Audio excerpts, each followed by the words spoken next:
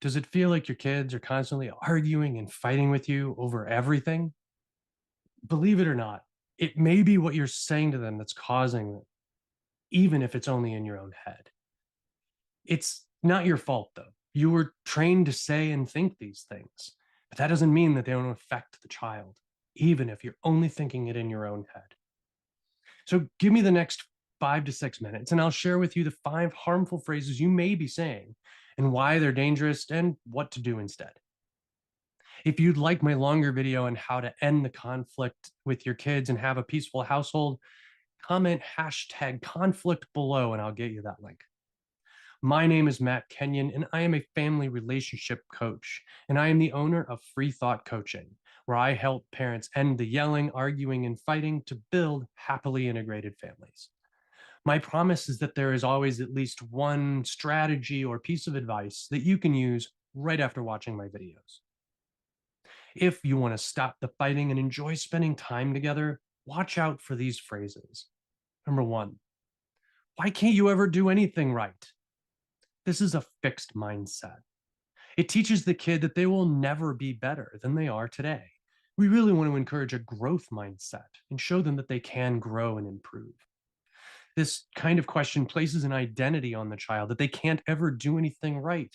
And if that becomes part of the identity, they might ask, why try if this is who I am? If I can't ever do it right, why try?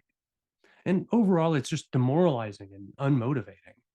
Instead, empathize with them, try to understand their struggle, and encourage them to find solutions and move forward.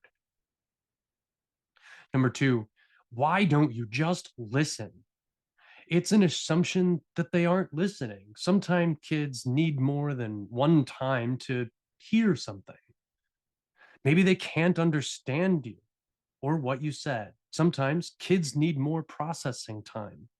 Slow down, because even with more processing time, they still may get it wrong. So be empathetic and understand. There may be something that they're struggling with that you just don't know about, that maybe they're embarrassed or resistant to share with you for some reason. They may know something that you don't, and you're literally shutting them down and keeping yourself from learning new knowledge. Instead, ask questions, be understanding, and go slow. Number three, what were you thinking? They may not know what they were thinking. Now they're embarrassed and they'll resist sharing with you what was happening because they don't know. Or they maybe weren't thinking. And now you've put them into an impossible position. Either they admit to you that they weren't thinking or they make something up and lie. Either way, it's a no win for them. Questions like these are actually attacks that are hidden behind a question mark. It's no wonder that the kids get defensive. Instead, empathize with them and be curious. Ask questions to understand rather than admonish. Number four, stop crying or I'll give you something to cry about. This may be the worst one yet. There's so many things wrong here. First, this is a thinly veiled threat of violence.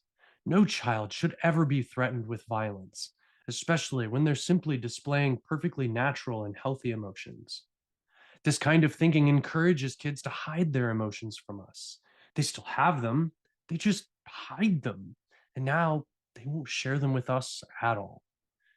This leads to them closing us off and being guarded in conversations with us. That's not what I want. I don't know about you.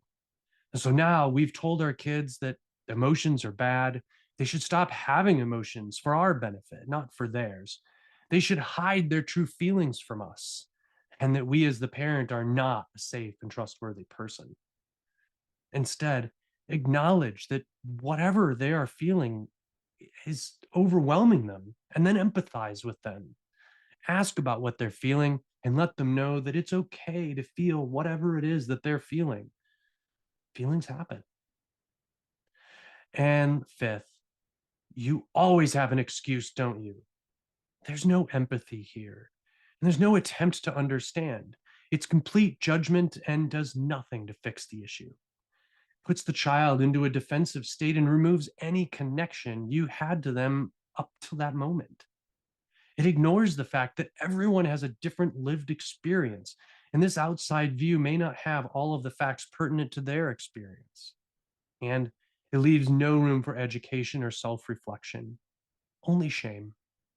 Instead, work together to figure out what happened and how to avoid similar situations in the future. So, the next time you catch yourself with one of these sayings running through your head or about ready to pop out of your mouth, take a moment, stop, and think about the other ways you could handle this situation, ones that may be helpful instead of harmful. Again, if you'd like my longer video on how to end the conflict with your kids and have a peaceful household, comment hashtag conflict below in the comments, and I will get you that link ASAP. Thanks for watching.